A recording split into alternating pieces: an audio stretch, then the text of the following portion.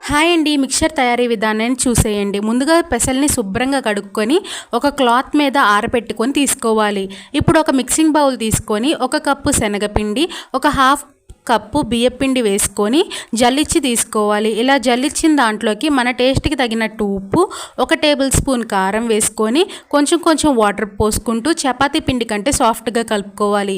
ఇలా కలుపుకున్న దాన్ని చక్రాలు ఒత్తుకునే దాంట్లోకి వేసుకొని పక్కన పెట్టుకోవాలి. ఇప్పుడు స్టవ్ వెలిగించుకొని ఒక బాండీ పెట్టుకొని డీప్ ఫ్రైకి సరిపడా ఆయిల్ పెట్టుకొని చక్రాలని ఒత్తుకోవాలండి. చక్రాలు అనేది ఒక పక్కన కలర్ వచ్చాక ఇంకొక పక్క టర్న్ చేసుకొని గోల్డెన్ కలర్ వచ్చే వరకు ఫ్రై చేసుకోవాలి. ఇప్పుడు అదే ఆయిల్లో పెసలు వేసుకొని పెసలు కూడా మంచిగా ఫ్రై చేసి తీసుకోవాలి. ఇప్పుడు 1 కప్పు పల్లీలు వేసుకొని బాగా ఫ్రై చేసుకున్న తర్వాత పుట్నాలు కూడా వేసుకొని మంచిగా ఫ్రై చేసుకొని ఇప్పుడు అదే ఆయిల్లో 1 కప్పు కార్న్ఫ్లెక్స్ కూడా వేసుకొని మంచిగా ఫ్రై చేసుకొని తీసుకోవాలి. ఇప్పుడు కరివేపాకు కూడా వేసుకొని ఫ్రై చేసుకొని తీసుకోండి.